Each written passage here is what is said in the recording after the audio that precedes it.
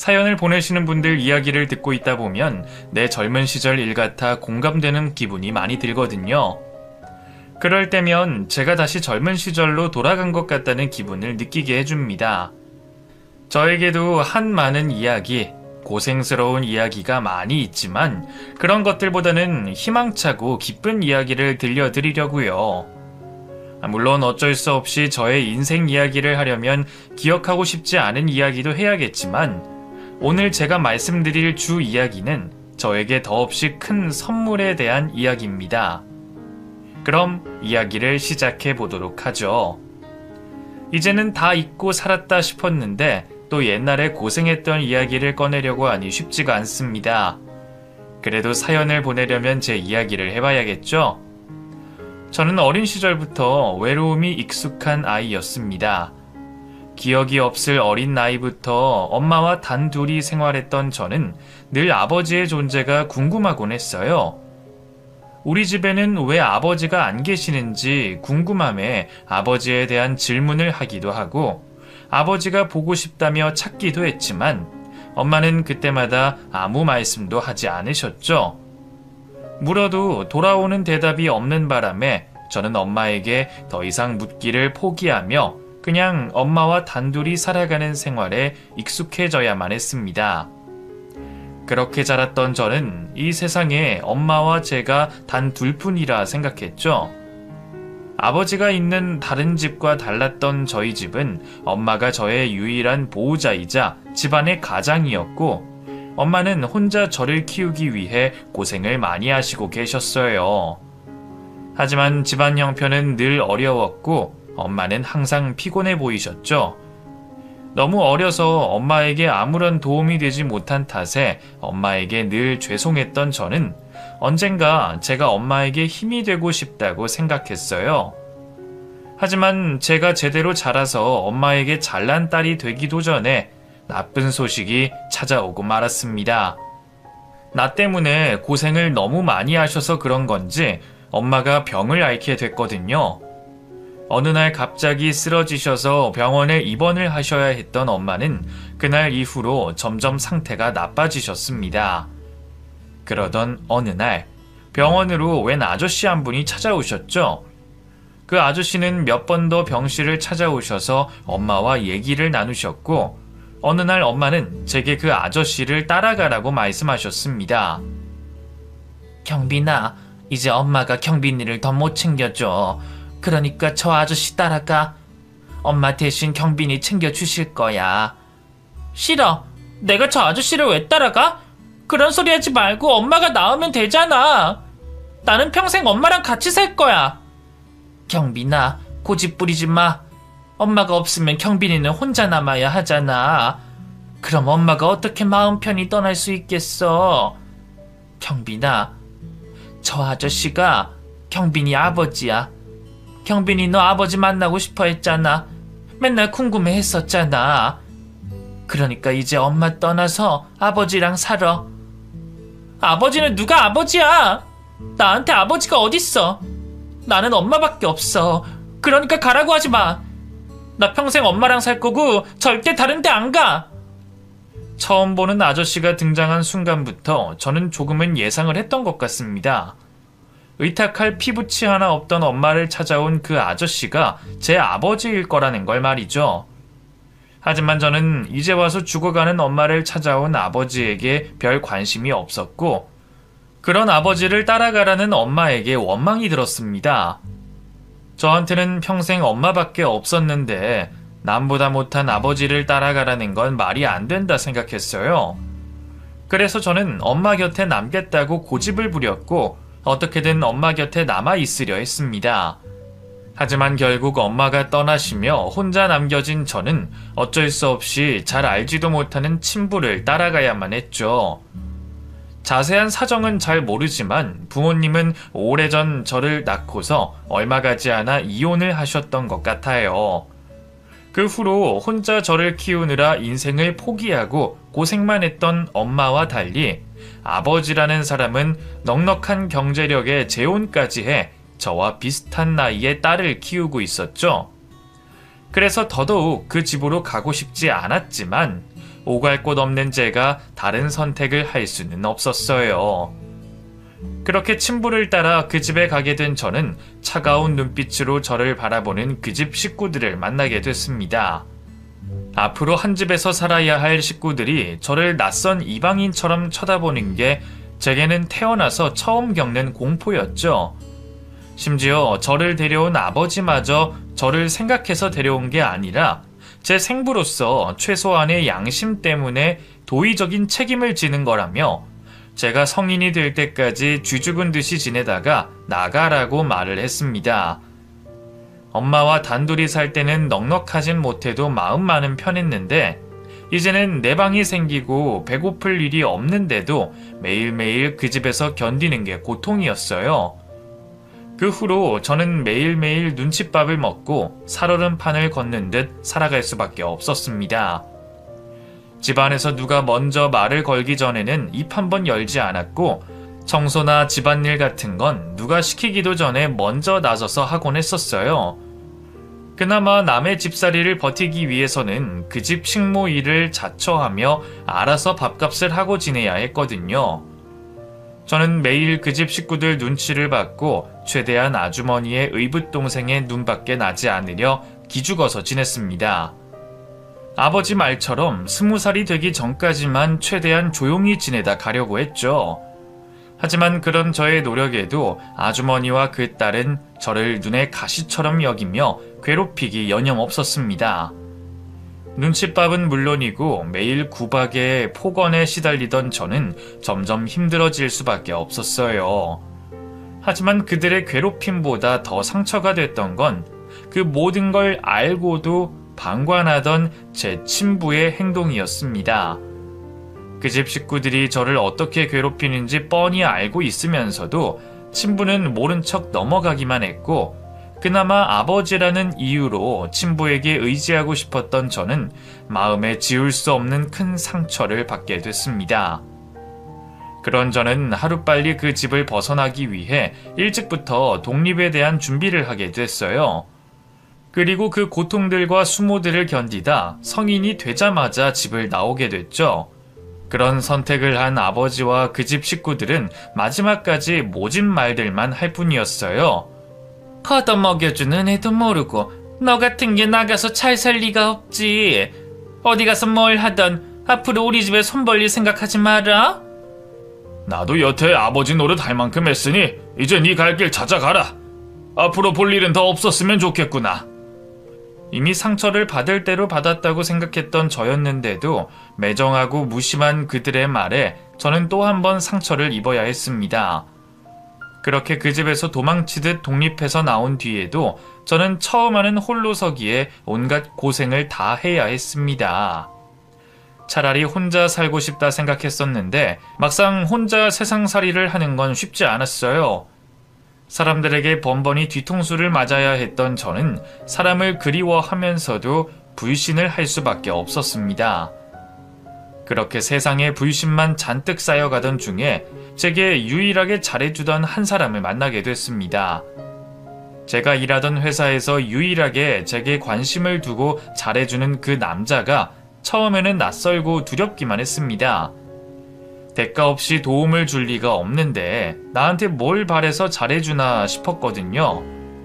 하지만 그 사람이 제게 아무것도 바라는 것이 없다는 걸 알고는 저도 어느새 무장해제되고 저도 모르게 그 사람을 좋아하게 됐습니다. 하지만 내세울 것 하나 없는 제가 먼저 선뜻 다가갈 용기는 없었고 저는 조심스럽게 그 사람 주변을 맴돌 뿐이었어요. 그런데 그런 제 마음을 어떻게 알았는지 그 사람이 먼저 저에게 마음을 표현해 왔습니다. 평생 사랑받아 본 적 없던 제가 연애를 할 수 있을지 자신이 없었지만 제게 손 내밀어준 그 사람의 마음을 외면할 수도 없었어요. 그렇게 연애를 하던 저희는 점점 마음을 키워가게 됐고 저는 남자친구의 어머니를 만나 뵙게 됐습니다. 혹시나 저를 못마땅해 하시면 어쩌나 걱정하던 제 예상과 달리 어머님은 저의 사정을 안타까워해 주시며 오히려 외롭게 자란 저를 보듬어주고 싶어 하셨어요. 따뜻한 남자친구의 성품보다 더 따뜻한 어머님 덕분에 저는 그 후로 불안한 마음 없이 연애를 할 수 있었고, 저희는 몇 년 뒤 결혼을 하며 어머니와 시동생과 함께 지내며 신혼생활을 하게 됐습니다. 남들은 굳이 시댁살이를 하느냐 할지 몰라도 가족의 정이 고팠던 저는 시댁 식구들 덕분에 가족의 정을 느끼며 행복할 수 있었죠. 그래서 이제는 아이만 생기면 완벽하겠다 싶었는데 저희 부부에게는 아이가 쉽게 찾아와 주지 않았어요. 병원에서 저희 부부에게 임신이 어려운 문제가 있다는 것을 알게 되고 저희 부부는 안타깝게도 아이 욕심을 내려놓을 수밖에 없었습니다. 가족에 대한 꿈이 있던 제게는 안타까운 일이었지만 그래도 시어머니와 다른 가족이 있기에 견딜 수 있었어요. 그렇게 부부간에 의지하며 지내던 어느 날 혼기가 찬 시동생이 결혼을 하겠다며 집에 아가씨를 데려왔습니다. 그렇게 만나게 된 동서는 초라한 저와 달리 모든 여유 있고 잘난 사람이었죠. 동서는 가진 것 없고 보잘것없는 저를 무시하는 듯 했고 그 모습이 마치 과거의 저를 무시하던 의붓동생을 보는 것 같은 기분이었어요. 동서가 저희와 어울리는 걸 싫어하는 탓에 결혼 전에는 저희와 잘 지내던 시동생도 결혼 후에는 시댁에 잘 찾아오지 않았고 저희와 시동생은 이전보다 멀어질 수밖에 없었습니다. 그렇다고 형제끼리 다툼이 있거나 문제가 있는 건 아니었기에 큰 걱정을 할 정도는 아니었어요. 그러다 시동생과 동서가 갑작스럽게 이민을 결정하게 됐고 시동생과 동서가 멀리 이민을 떠나며 저희는 더 멀어지게 됐습니다. 거리가 멀어지게 되니 자연스럽게 보고 지내는 시간이 줄어들었고 그 사이 저희는 여전히 자식 없이 시어머니를 모시고 지내고 있었습니다. 아이 없는 저희 부부는 더 이상 바라는 욕심도 없이 혼자 계신 어머니라도 잘 모시고 싶었어요. 그런데 어머니도 나이가 드셔서 그런지 아니면 제 정성이 부족한 건지 어머니에게 병이 찾아왔습니다. 저희 엄마처럼 아프신 시어머니를 보는 제 마음이 편할 수가 없었죠. 그래서 최선을 다해 어머님을 간병하게 됐어요. 그러다 어머님의 병환 소식을 듣고 오랜만에 시동생이 한국으로 들어오게 됐습니다. 동서는 바쁜지 동서 없이 혼자 들어온 시동생은 남편과 함께 어머니와 시간을 보냈고 저는 형제들의 시간을 보내게 해주려 자연스럽게 자리에서 비켜줬죠. 오래 떨어져 있던 만큼 사이좋던 그 세 가족이 오랜만에 추억을 쌓길 바랬거든요. 그렇게 남편과 시동생이 어머님을 모시고 교회로 드라이브를 떠났는데 충격적이고 안타깝게도 그날 큰 사고가 나고 말았습니다.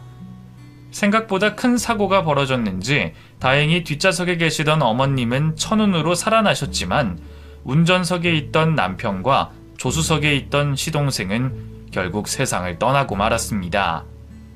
다행히 어머님은 의식을 차리셨지만 하루아침에 생떼 같은 자식 둘을 하루아침에 떠나보낸 어머님은 심하게 괴로워하셨습니다. 내 탓이야. 나 때문에 내 새끼들이 차라리 내가 죽었어야 하는 건데. 아이고 하늘도 무심하시지. 자식들 대신 자신이 죽지 못하셨다며 자책하시는 어머님 때문에 저는 차마 남편 잃은 슬픔을 생각할 겨를도 없었습니다. 그나마 살아계신 어머님을 모시는 게 중요했기에 저는 어머님을 모시며 병간호를 하기 바쁠 수밖에 없었죠. 두 형제를 한꺼번에 잃게 되신 어머님께서는 점점 더 쇠약해져 가셨습니다. 제가 정성껏 모시긴 했지만 자식 잃은 마음을 누가 대신할 수 있었겠어요. 그래서 그 적적한 마음을 피부치를 통해 달래보시려고 하셨나봐요. 제가 자식이 없으니 동선의 아이들을 자주 찾으셨죠. 동서는 남편이 죽고 난 이후에도 미국에서 생활을 하고 있어서 자주 한국으로 오진 못했습니다. 대신에 한국에 들어올 때는 꼭 어머님을 뵙고 들어가고는 했죠. 그런데 평범해 보이는 동선의 식구들을 보며 전 이상한 점을 느끼고 있었어요. 동선의 유일한 딸이자 막내인 서연이가 유독 가족들 사이에서 어울리지 못하고 겉도는 모습을 보게 됐거든요. 그뿐만이 아니라 동서도 서연이에게만 혼을 내고 구박하곤 했죠. 서연이 오빠들이 잘못한 일에도 서연이가 혼났고 서연이가 자기보다 4~5살 많은 오빠들을 챙기고 있었습니다. 항상 사람들 눈치를 보고 잔뜩 기가 죽어있는 서연이의 모습을 보며 왠지 모르게 저와 겹쳐 보였죠. 그러다 동서가 서연이에게 심하게 타박을 하는 모습을 보게 됐습니다. 보통의 부모들이 하는 훈육이 아닌 모습을 말이죠. 너 오빠들이 시키는 일 안 한다고 했어? 내가 말했지. 너 오빠들이 시키면 아무 말도 하지 말고 시키는 대로 하라고. 니까짓 게 뭔데 오빠들 말이 거역해? 엄마가 말했지. 너는 평생 오빠들한테 희생하면서 살아야 한다고. 공부도 할 거 없고 하라고 하지도 않을 테니까 오빠들 시키는 일만 해. 넌 평생 그러고 살면 되는 거라고. 동서, 잠깐만. 서연아, 할머니가 찾으시거든? 그러니까 할머니 방으로 가봐. 말이 좀 심하다 싶어서 제가 동서를 말리고 서연이를 어머님 방으로 보냈습니다. 그리고 동서에게 말을 가려서 하라고 했죠. 동서, 말 좀 가려서 해. 애한테 할 말이 있고 안 할 말이 있지. 지금 그게 무슨 말이야? 돌봄을 받아도 막내고 여자인 서연이가 받아야지. 왜 오빠들을 돌봐? 형님, 저희 집안일이에요. 그러니까 관여하지 마세요. 제 교육관이니까. 동서 교육관이 도대체 뭔데? 내가 이전부터 이상하다 생각했어. 그런데 해도 너무 심하네. 서연이만 너무 차별하는 거 아니야? 차별이요? 네, 맞아요, 차별. 저 원래 셋째까지 낳을 생각 없던 거 아시죠? 어쩌다 보니 생겨 나왔는데 그게 딸이네요. 딸 낳아서 뭐해요? 결국에 자기 좋다는 남자 따라갈 거고 형님처럼 시댁에 붙잡혀 있을 텐데. 그렇게 되고 형편이 어려워지다 보니까 쟤한테 들어가는 돈 점점 더 아까워져요. 그래서 지금부터 저 아이에게서 받을 수 있는 만큼 받아낼 거예요. 성인이 되면 서로 갈 길 가는 거고요.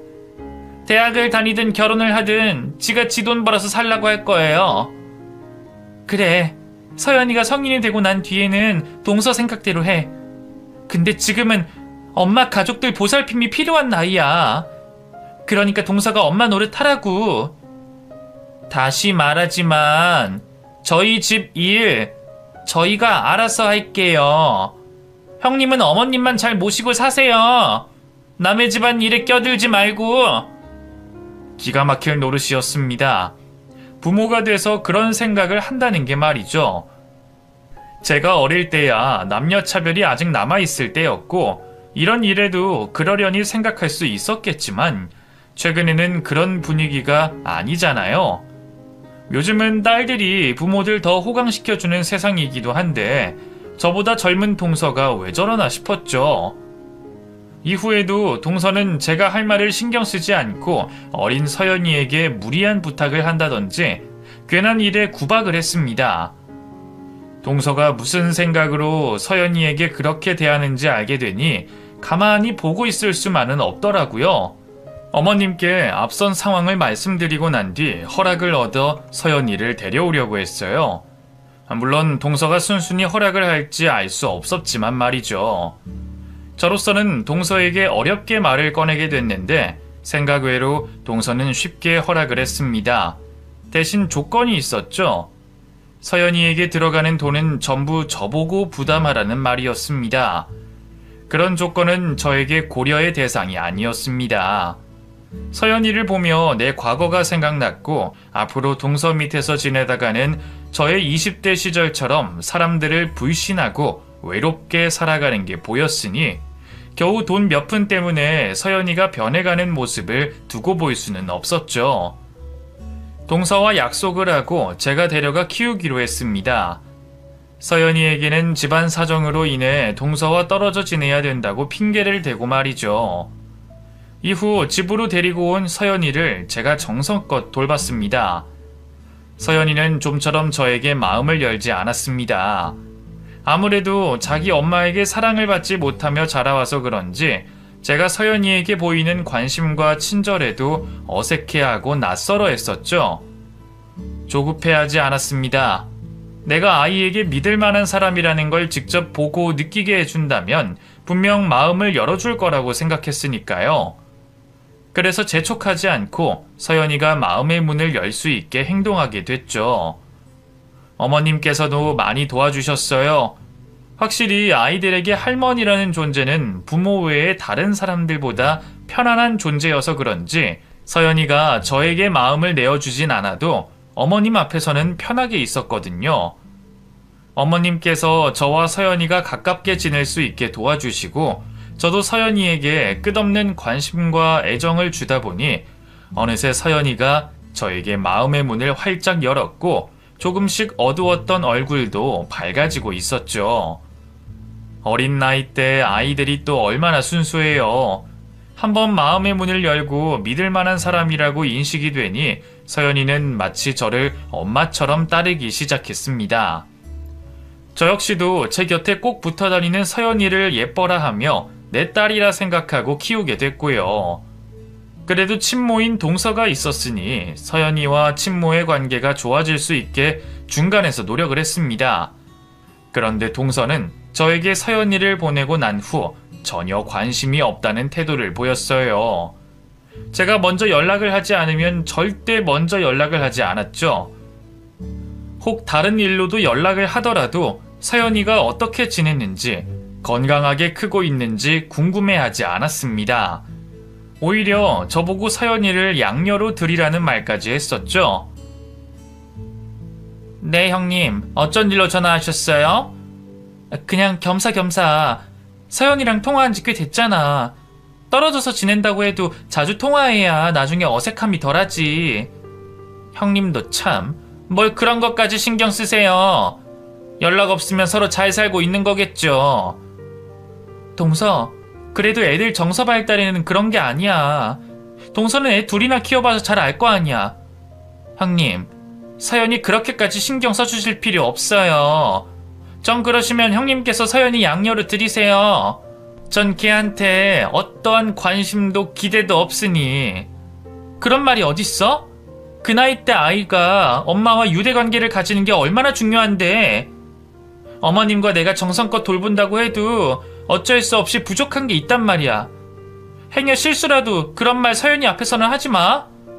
엄마랑 떨어져서 지내는 것도 서연이한테는 얼마나 힘든 일인데. 그런 말까지 듣게 되면 애가 견딜 수 있겠어? 서연이 내가 돌보다 보니까 정말 착하고 좋은 아이야. 왜 동서가 서연이를 그렇게까지 아끼는진 모르겠지만 무조건적으로 관심, 애정 없다고 하지 말고 정 붙여보려고 해봐. 알았어? 그런 말을 해도 동서가 태도를 변한 모습은 아주 잠깐뿐이었습니다. 또 저도 너무 동서를 나무랄 수 없었죠. 제가 하는 말이 귀에 거슬려 연락을 끊고 숨어버리면 어쩌나 싶었거든요. 그러면 그나마 제 부탁으로 하고 있는 서연이와의 전화통화도 더는 할 수가 없었고 서연이에게 자신이 버림을 받았다는 설명도 제 입으로 해줘야 했으니까 말이죠. 그래서 동서를 달래도 보고 설득도 시키며 서연이와 어떻게든 연락을 하도록 만들어가고 있었습니다. 하지만 동서는 항상 서연이를 대할 때 건성으로 대했어요. 그래서 전화통화를 빼고는 서연이에게 어떠한 행동도 하지 않았죠. 어린이날, 생일 외에도 아이에게 있는 기념일을 챙겨준 적이 단 한 번도 없었습니다. 어쩔 수 없이 제가 동서인 척을 하며 선물을 준비하고 편지를 적었죠. 서연아, 네 앞으로 국제우편이 왔네? 이거 혹시 서연이 엄마가 보낸 건가? 이전에 뭐 보낸다는 말 들었어? 아, 며칠 전에 엄마한테 편지 받았는데 그때 편지에 적혀져 있던 생일 선물인가 봐요. 그래? 서연이는 좋겠네.